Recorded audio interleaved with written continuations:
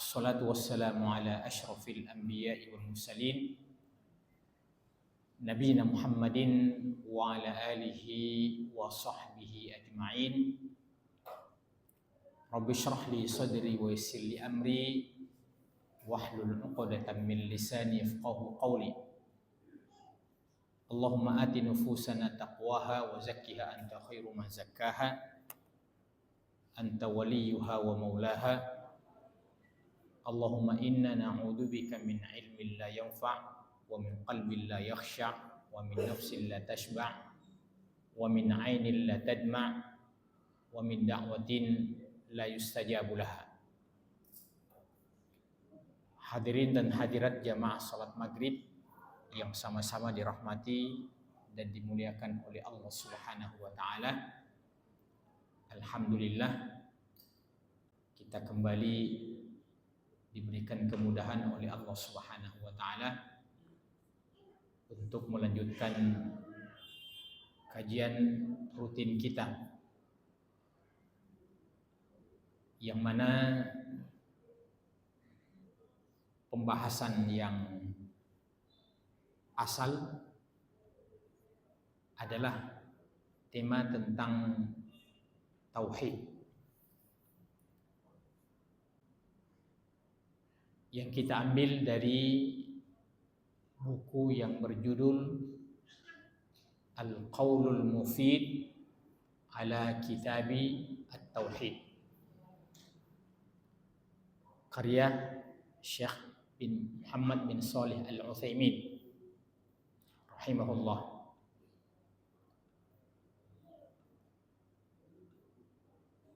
Ketika kita berbicara tentang tauhid, maka kita memulai dari asal katanya. Apakah asal kata daripada tauhid?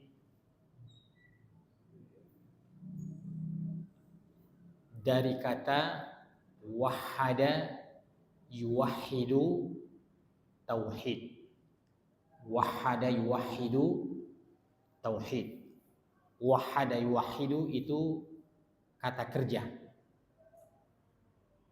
Tauhid itu dalam istilah bahasa Arab namanya masdar.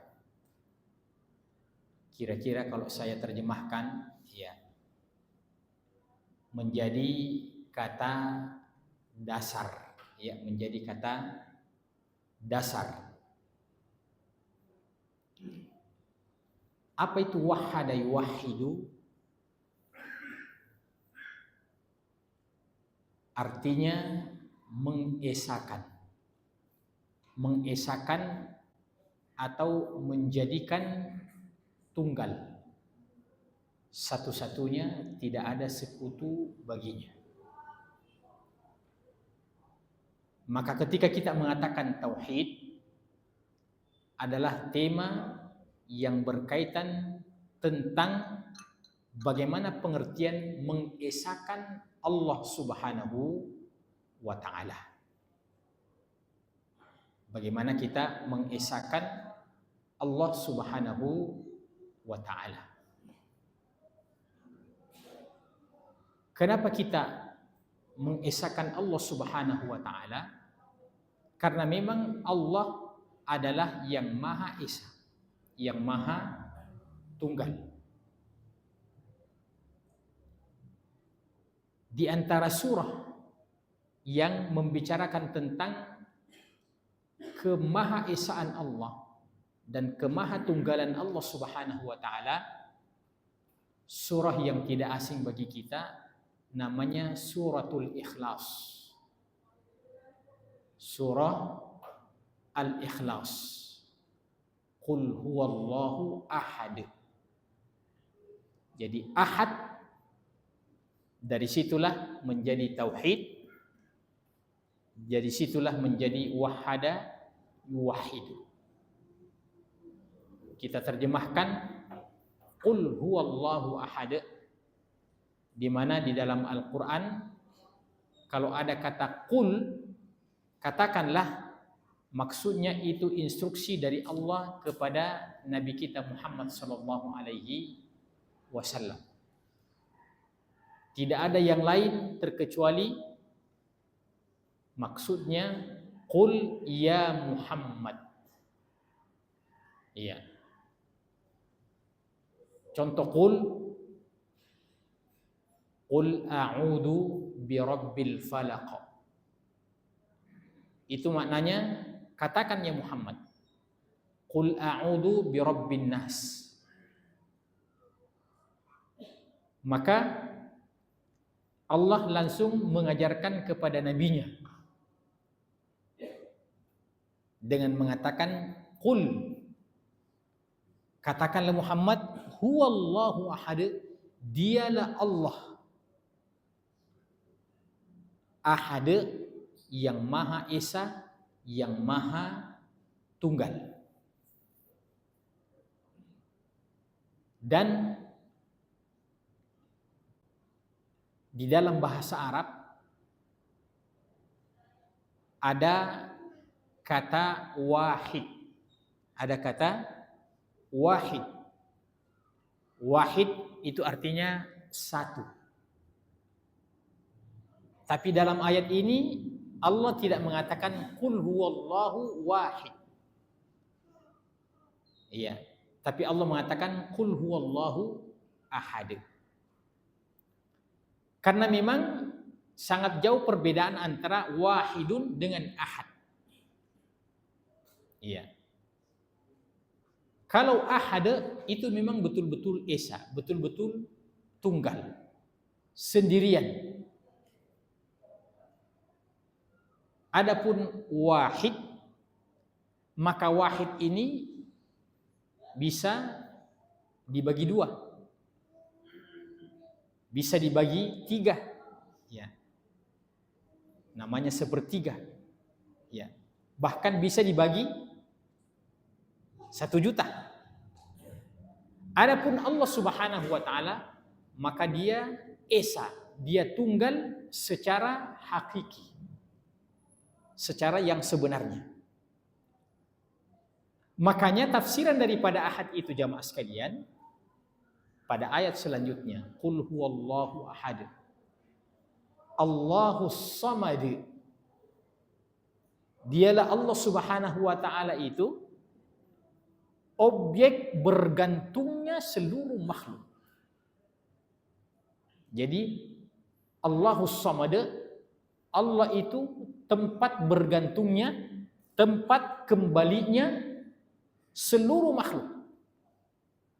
Iya. Tidak ada yang tidak kembali kepada Allah Subhanahu wa taala. Maka yang kedua, Allahus Samad. Allahus Samad.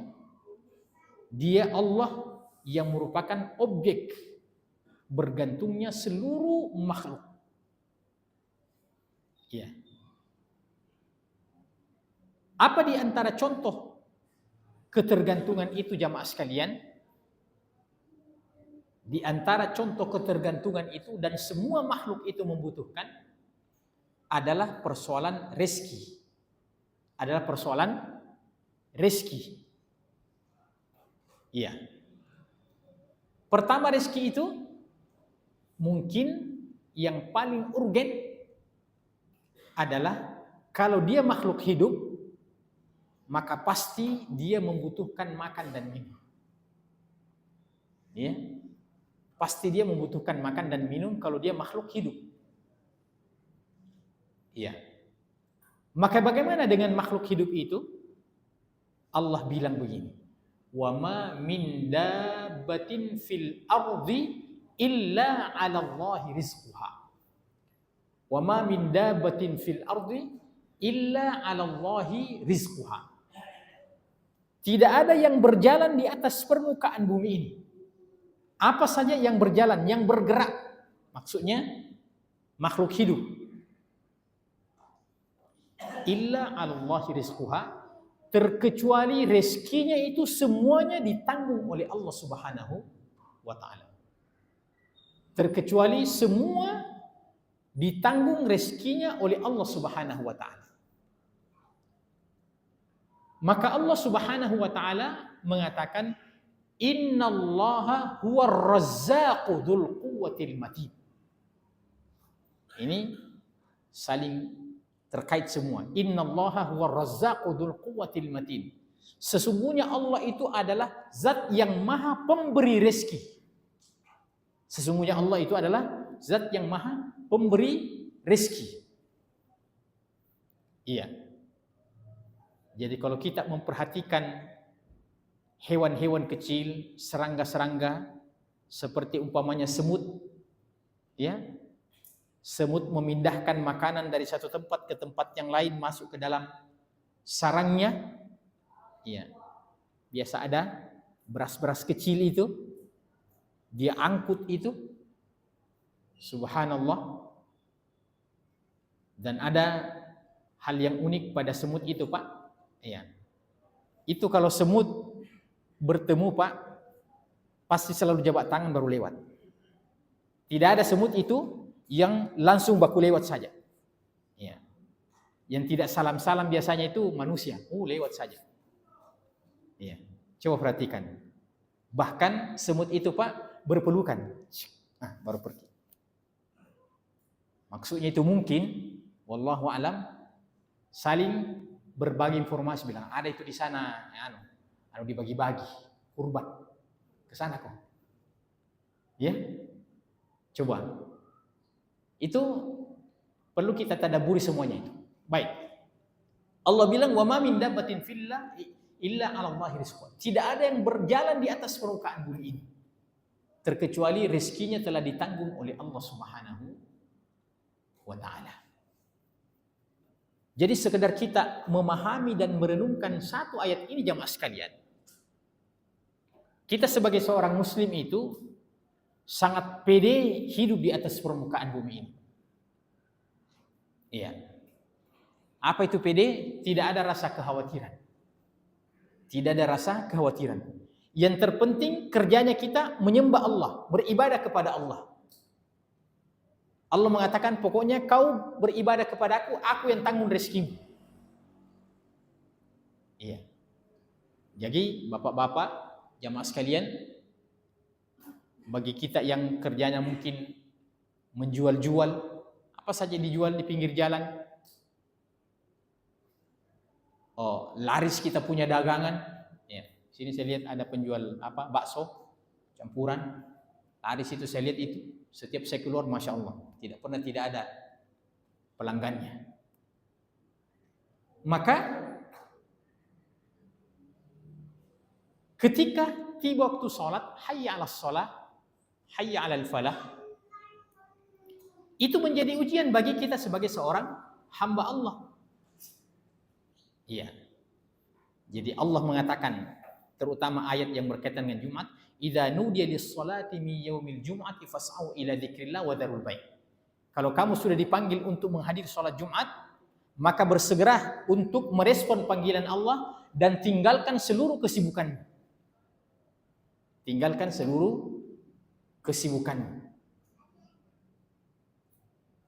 Maka kita kalau yakin dengan ayat ini, wa ma min dabbatin fil ardi illa 'ala Allahi rizquha. Walaupun sementara laris kita punya dagangan, Pak, begitu azan, di sini uji keimanan. Ya, tutup saja, Pak. Tutup saja. Karena luar biasa juga ujiannya itu, Pak. Kalau saya tutup ini, laris saya punya pelanggan semua ini, berapa ini pelanggan yang pindah ke tempat yang lain. Nah, itu menjadi ujian, Pak. Tapi Allah bilang kalau sudah tiba waktu sholat, tinggalkan itu, tutup itu. Iya. Coba itu di Mekah dan Madinah, Pak, diterapkan betul ini ayat ini, Pak. Coba lihat. Pemerintahnya, rajanya itu membuat aturan di sana. Iya. Sebelum azan, terutama di sekitar Masjid Haram dan Masjid Nabawi itu. Iya. Sampai sekarang masih begitu. Dan itu dibuatkan aturan. Dibuatkan aturan. Ini hebatnya kalau penguasa yang membuat aturan, Pak. Iya. Kapan ada di antara mereka itu yang Sudah azan, masih terbuka dia punya dagangan di situ. Tunggu, akan datang SP1. Iya. Itu begitu Pak. Makanya kita lihat itu di sana itu orang, oh ya, begitu sudah azan itu, Masya Allah. Oh, bergegas-gegas semuanya itu Pak. Iya. Ya, kita tidak tahu, tidak usah kita tahu niatnya orang. Apakah karena betul-betul keagungan Allah atau karena takut saja mendapatkan hukuman. Nah, itu urusannya dia. Iya.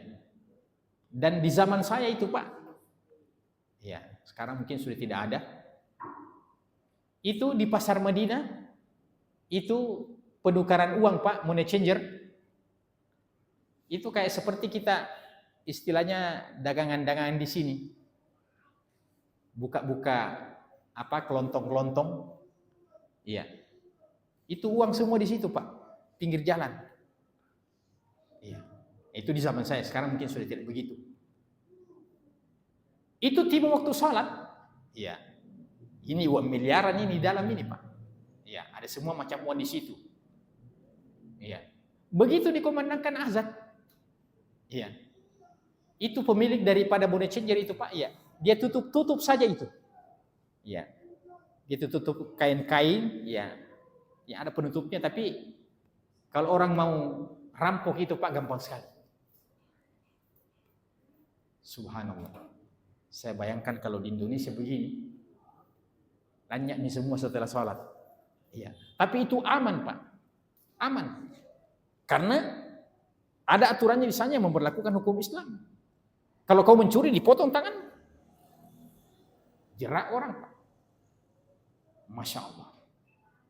Maka kita melihat rezekinya itu semakin bertambah Pak. Rezekinya itu semakin bertambah. Jadi jangan pernah ya merasa khawatir kalau urusan ketaatan kepada Allah, sami'na wa ta'na, Allah yang mengatur itu semuanya. Allah yang mengatur itu semuanya. Jangan kita khawatir, jangan kita pakai logika, wah kalau saya tutup ini lari saya punya pelanggan. Ya. Saya mau cerita sedikit Pak. Ya. Saya pernah tinggal di situ, lorongnya Masjid Wahdatul Ummah. Itu rumah saya dulu situ. Itu saya ingat ada wartel dulu, kan ada wartel dulu sebelum ada HP. Ya. Ada saya punya wartel itu 2 kamar, 2 kabin itu. Iya. Pelanggan saya itu Masya Allah banyak ABG. Dan rata-rata ini anak-anak ABG ini saya lihat ini nanti mau azan maghrib baru mau datang semuanya. Wah, saya juga ini wah, susah juga ini. Banyak kompetitor ada di situ wartel Fajar dulu di luar, mungkin masih ingat. Ada wartel Fajar, itu kompetitor saya itu. Logika saya, wah kalau saya tutup ini, berarti saya punya pelanggan ini lari keluar. Ya. Tapi persoalannya juga saya imam masjid di situ. Apa kata orang kemudian, Pak Ustaz tidak pergi pimpin sholat? Iya, gara-gara sibuk melayani pelanggannya. Bukan berarti berjalan begitu saja. Terjadi sebuah ujian berat dalam hidup saya pada waktu itu. Iya. Tapi lebih berat kayaknya. Pokoknya tutup saja insya Allah. Itu rezeki sudah ditanggung oleh Allah. Iya. Tapi bilang begitu Pak, masih ada juga perasaan pergi itu, lari pelangganku, berarti belum yakin sekali. Iya, belum yakin sekali. Iya. Subhanallah, Allah yang mengatur rezeki itu Pak. Iya, ini cerita sedikit. Pelanggan-pelanggan itu anak-anak ABG itu yang suka nelpon itu. Setelah dia ini wartelnya Pak Ustadz ini kalau maghrib dia tutup. Ternyata apa yang terjadi Pak? Saya kira itu pelanggan saya pergi ke tempat yang lain. Karena dia lihat kalau waktu sholat maghrib itu tutup, jadi akhirnya mereka yang menyesuaikan. Sudah Pak sholat, baru saya kembali situ, baru mereka pada berdatangan. Saya bilang subhanallah, dapat dua-duanya. Dapat urusan memenuhi perintah Allah Subhanahu wa taala, kemudian dapat juga urusan rezeki yang Allah Subhanahu wa taala bagi-bagi. Jadi saya ingin menegaskan Pak, bahwa kalau dalam urusan prinsip, jangan pernah menggunakan logika. Wa ma min dabbatin fil ardi illa 'ala Allahi rizquha. Tidak ada yang berjalan di atas permukaan bumi ini terkecuali rezekinya telah ditanggung oleh Allah Subhanahu wa taala. Maka itulah qul huwallahu ahad, Allahus samad. Allah tempat bergantungnya seluruh makhluk. Dan Allah berikan rezeki itu dengan kodrat makhluknya yang bermacam-macam. Subhanallah. Kita saja ini manusia Pak, mendapatkan rezeki itu dengan cara yang berbeda-beda. Iya, dengan cara yang berbeda-beda. Di pagi hari semua orang keluar dari rumahnya, pergi cari rezeki. Orang Bugis bilang, pada laut pada upuk. Tapi ketika mereka kembali, ya rezekinya itu macam-macam. Ada yang banyak sekali, ada yang pertengahan, ada yang sedikit-sedikit, ya, ada yang pace-pace. Semua. Tapi subhanallah, kalau kita mau telusuri itu semuanya, itu pengaturan Allah semuanya. Pengaturan Allah semuanya. Ada yang rezekinya di atas permukaan bumi. Jalan ke sana kemari. Ya, menjual. Ada juga yang rezekinya Pak di laut. Ya, nelayan. Berani menghadapi daripada ombak yang besar itu. Ya. Andaikan tidak ada keberanian saudara-saudara kita pada nelayan Pak, kita tidak makan ikan ini yang bukan nelayan. Coba kalau kita pergi ke Pautere itu, banyaknya itu ikan itu satu pasar itu Pak. Itu karena ada orang yang ya menantang itu cuaca di malam hari itu Pak. Coba bayangkan, ya. Kalau saya mau lakukan itu Pak, ku jual mahal saya punya ikan Pak. Tidak gampang cara menangkapnya. Ya. Tapi itulah Allah berikan pada setiap manusia itu kecenderungan-kecenderungan. Iya. Ada lagi yang Allah berikan rezekinya itu di udara Pak. Ya. Contohnya itu pilot dan krunya itu. Coba kita bangun biasanya tengah malam jam 2, jam 3. Ya. Kebetulan saya punya rumah itu di daerah sana ujung itu. Kata Hertasnya itu. Pas di situ lewatnya itu Pak. Ya, itu sudah dekat sekali itu kalau sudah mau mendarat di Mandai. Ya, saya bangun jam 2, jam 3. Ya. Kamar mandi. Ya. Iseng kadang-kadang buka pintu. Tiba-tiba saya melihat, Masya Allah, jam berapa ini? Jam 2. Ada orang cari rezeki di atas udara Pak. Coba bayangkan. Ya. Subhanallah. Allah berikan rezeki itu dengan cara yang bermacam-macam. Karena wa ma min dabbatin fil ardi illa 'ala Allahi rizquha. Iya. Saya punya teman sama-sama di pesantren dulu Pak. Di pesantren 6 tahun, 3 tahun SMP-nya, 3 tahun aliyahnya, 6 tahun saya di pesantren. Iya. Kebanyakan kita mempelajari agama Pak. Tafsir, tauhid, ya. Dan ilmu-ilmu yang lain. Dan kita harapkan memang rata-rata kalau jadi alumni, ya jadi guru agama, jadi mubalik, ya, jadi dosen kalau umpama dia lanjut. Iya. Pernah ada teman saya Pak, teman sekelas saya, orang Jenek Ponto, namanya Pak Hamzah. Ya. Lama saya cari, di mana saya punya teman ini? Yang seangkatan dulu di pesantren. Iya. Saya pikir mungkin dia buka pesantren, dia buka apa, macam-macam. Terakhir saya dapat informasinya Pak, ini tamatan pesantren. Ternyata dia ada di daerah Irian. Apa pekerjaannya? Pelihara buaya.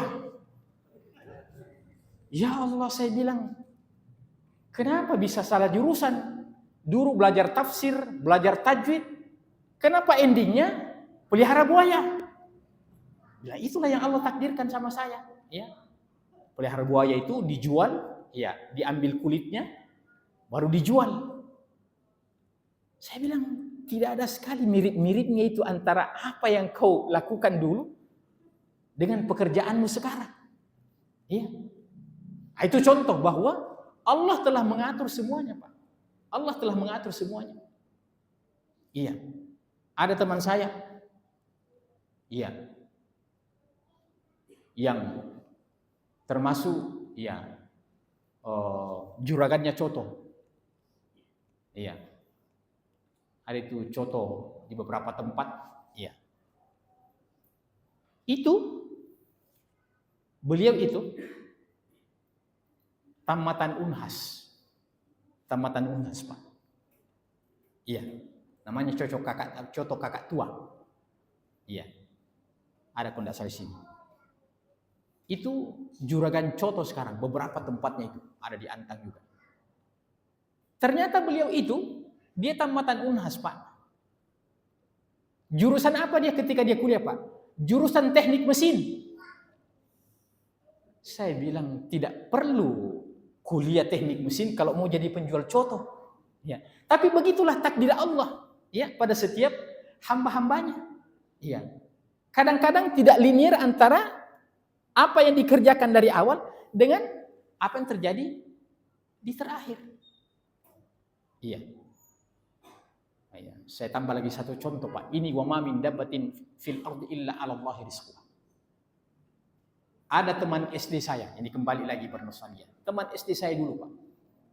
Di daerah Palopo sana. Palopo daerah Bilopo ke sini sedikit. Iya.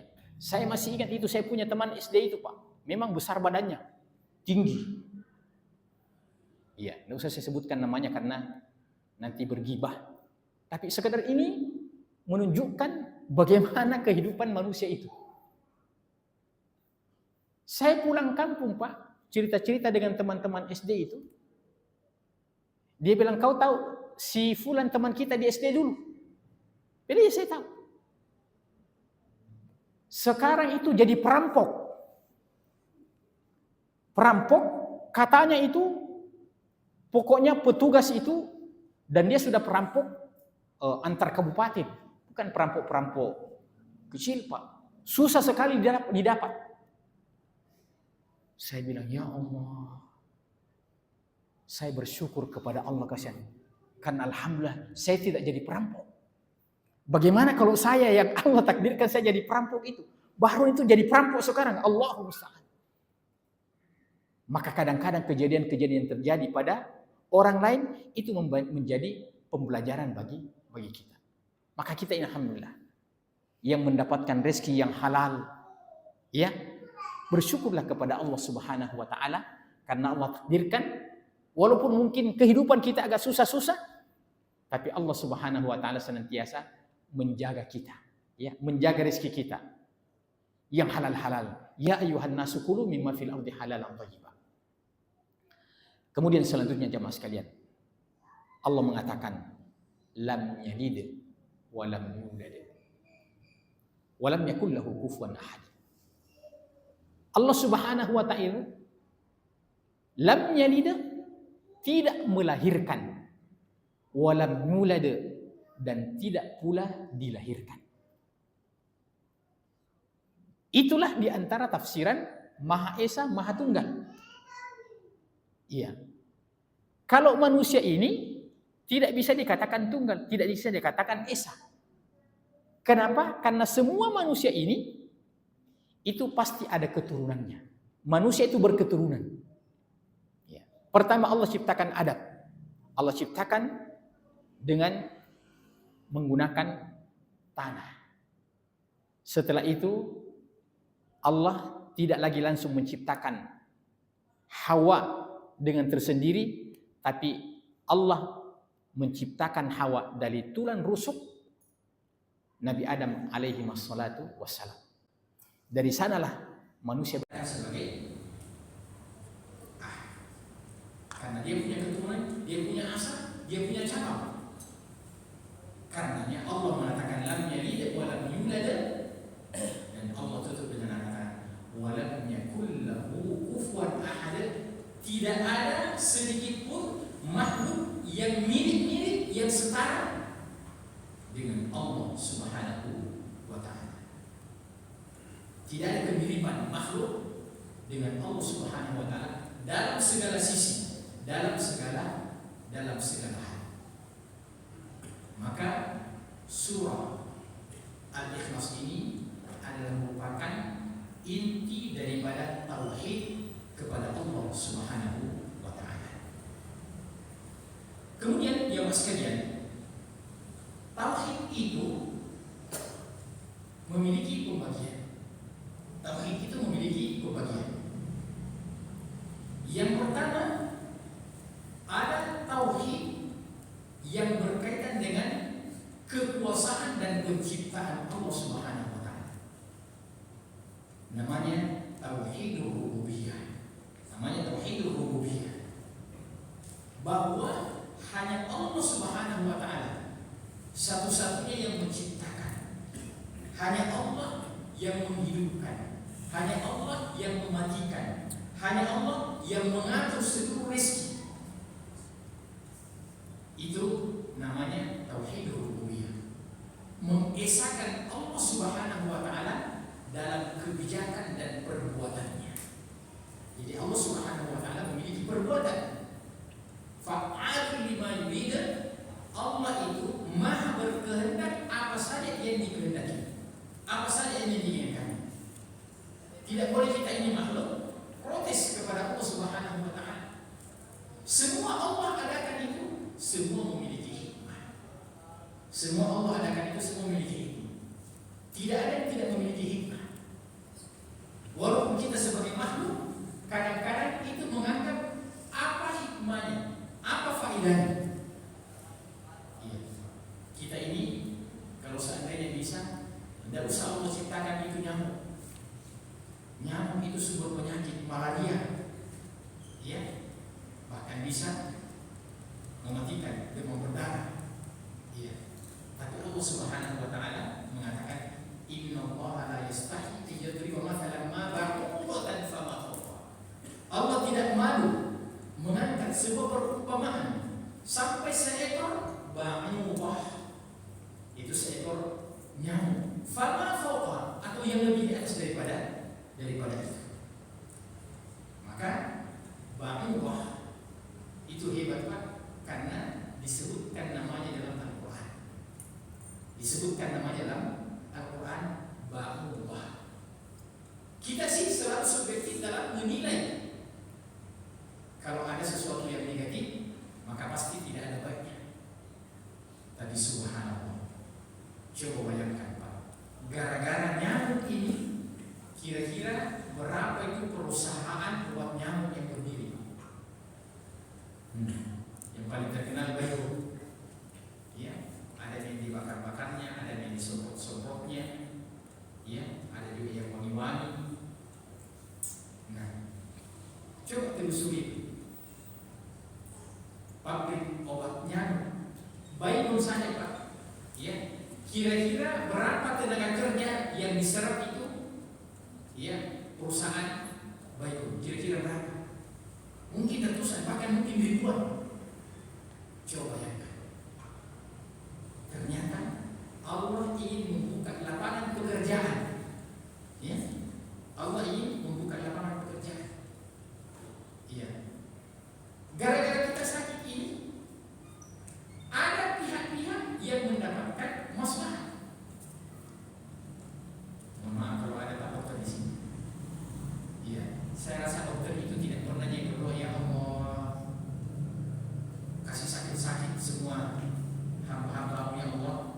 Dia cuma minta, ya Allah, berikan rezeki yang halal, insya Allah. Tidak ada di dokter yang berdoa seperti itu. Tapi coba nih,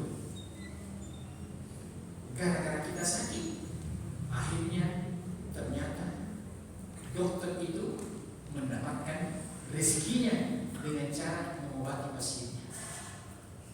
Subhanallah. Itu adalah hikmah-hikmah yang Allah telah tetapkan dalam kehidupan kita. Iya. Jadi tidaklah seseorang itu mendapatkan sesuatu yang tidak nyaman, terkadang satu sisi itu adalah merupakan peluang bagi mereka. Iya.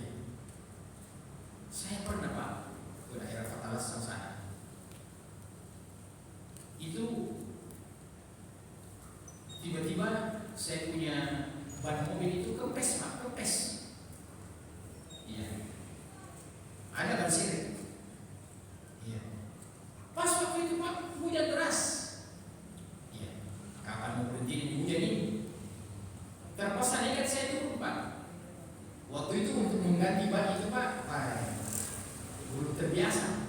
Kayaknya pertama kali itu saya punya ban mobil itu kempes, tidak pernah belajar bagaimana cara bukanya. Keringatan juga Pak, bukan keringatan itu, kehujanan. Ya Allah, berhasil alhamdulillah. Setelah selesai saya pasang, basah kuyup saya Pak. Iya, bagaimana caranya tidak bau? Masya Allah, pas di depan situ. Setelah itu saya perhatikan ada toko baju di situ Pak, pas tepatnya di situ. Coba ini saya alami Pak. Tidak ada niat saya mau beli baju Pak, tidak ada niat saya. Itu daerah sana, daerah hutan-hutan. Tapi karena kondisi saya begitu, basah kuyup Pak. Iya. Terpaksa saya masuk dengan kasih katanya Ustaz satu. Ternyata caranya Allah untuk supaya ya, kami memang sedih-sedih waktu itu Mas.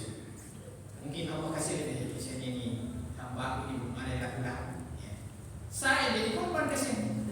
Ya, dalam tanda petik. Ya, ditakdirkan Allah meletus ban mobil saya.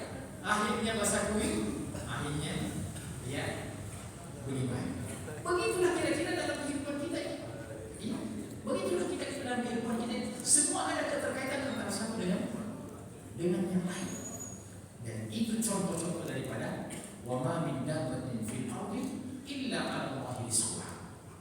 Maka ini masuk dalam kategori macam tauhid yang pertama, yaitu tauhid ar-rububiyah.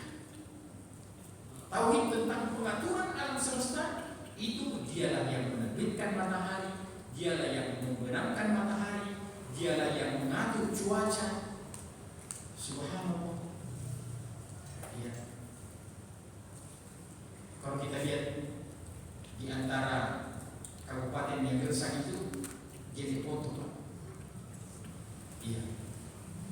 Tapi walaupun gersang, ada penghasilan bagi ini, penghasil garam. Penghasil garam.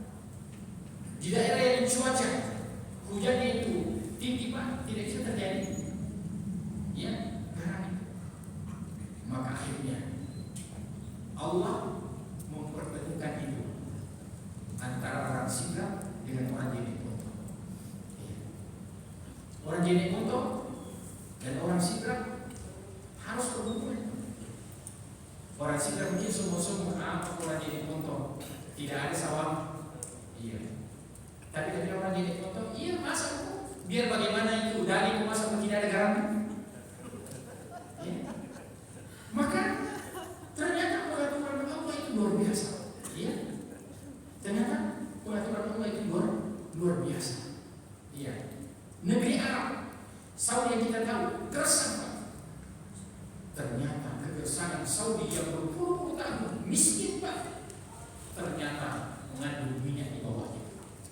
Akhirnya menjadi negara petroleum. Begitulah Allah Subhanahu wa Ta'ala. Ya, mengatur kehidupan ini, dan itu masuk dalam kategori macam tauhid yang pertama, yaitu mengesahkan Allah Subhanahu wa Ta'ala dengan seluruh pengaturan-pengaturannya di alam yang semesta ini. Yang kedua jemaah sekalian, macam tauhid yang kedua ada namanya tauhidul uluhiyah. Mentauhidkan Allah Subhanahu wa Ta'ala dalam perbuatan kita sebagai hamba kepada Allah Subhanahu wa Ta'ala. Jadi apa perbedaannya antara tauhidul rububiyah dan tauhidul uluhiyah? Tauhidul rububiyah kita mengesahkan Allah dalam perbuatannya. Tapi kalau tauhidul uluhiyah kita mengesahkan Allah dalam perbuatan kita. Bagaimana maksudnya kita mengesahkan Allah dalam perbuatan kita? Iya. Yang ruku, yang sujud siapa? Hamba. Yang puasa di bulan Ramadan, hamba. Yang berhaji, hamba. Yang berzakat, hamba. Kita semuanya ini. Maka semua perbuatan-perbuatan kita ini, itu kita hanya peruntukkan untuk Allah Subhanahu wa Ta'ala. Inna salati wa nusuki wa mahyaya wa mamati lillahi rabbil alamin. Itu di antara zikir kita baca. Sesungguhnya salatku, sesungguhnya ibadahku, bahkan hidupku dan matiku, kuperuntukkan untuk Allah Subhanahu wa Ta'ala. Wa ma umiru illa liya'budullaha khususnya dalam din. Mereka tidak diperintahkan untuk beribadah kepada Allah terkecuali mengikhlaskan, memurnikan niat mereka dalam penyembahan mereka kepada Allah Subhanahu wa taala. Di ayat yang lain Allah menegaskan wa'budullaha wa la tusyriku bihi syai'an, dan sembahlah Allah, beribadah kepada Allah dan janganlah engkau memperserikatkan Allah Subhanahu wa taala. Maka Allah Subhanahu wa taala mengajarkan kepada kita dalam surah Al-Fatihah, dan ini adalah dalil tentang tauhidul uluhiyah. Iyyaka na'budu wa iyyaka nasta'in. Hanya kepadamu lah kami beribadah dan hanya kepadamu lah kami memohon pertolongan, ya Allah. Hanya kepadamu. Jadi tidak cukup mengatakan kami menyembahmu ya Allah dan kami mohon pertolongan kepadamu. Itu belum intinya tauhid. Tapi harus hanya kepadamu. Ya. Kami hanya menyembah, bukan yang lain. Kami hanya mohon pertolongan kepadamu, bukan yang lain. Nah, ini maksud dengan iyyaka na'budu wa iyyaka nasta'in. Hanya kepadamu lah kami beribadah. Itu secara umum hanya kepadamu kami beribadah. Dan di antara perkara yang paling urgen dalam ibadah itu, Pak, yang selalu ada, yaitu persoalan memohon pertolongan. Ya, jadi persoalan memohon pertolongan. Jadi menyembah itu adalah umum, sementara memohon pertolongan itu adalah khusus. Kenapa Allah Subhanahu wa taala mengkhususkan penyebutan wa iyyaka nasta'in?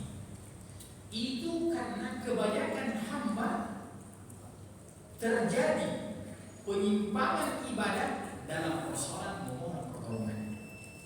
Maka Allah tetapkan dan sebutkan itu secara khusus karena di sini terlalu banyak pelanggaran. Iya, tidak sedikit mungkin umat Islam, ya dia juga sholat, dia juga puasa, ya kan? Tapi dalam perbuatannya juga dia juga memohon pertolongan kepada selain Allah Subhanahu wa taala. Allah bilang, "Kau sembah saya, jangan mohon pertolongan kepada yang lain." Ternyata dia mendatangi pohon-pohon, dia mendatangi batu besar, ya. Bahkan mungkin kalau tidak selektif, bisa-bisa kuburan dia disembah. Iya. Coba kita lihat umpamanya kuburannya si Yusuf. Ya. Itu pada hari ini bukan lagi murni semuanya orang datang ziarah kubur. Kalau datang ziarah kubur, masya Allah, ini penyebaran Islam ternyata bermanfaat. Oke. Ya.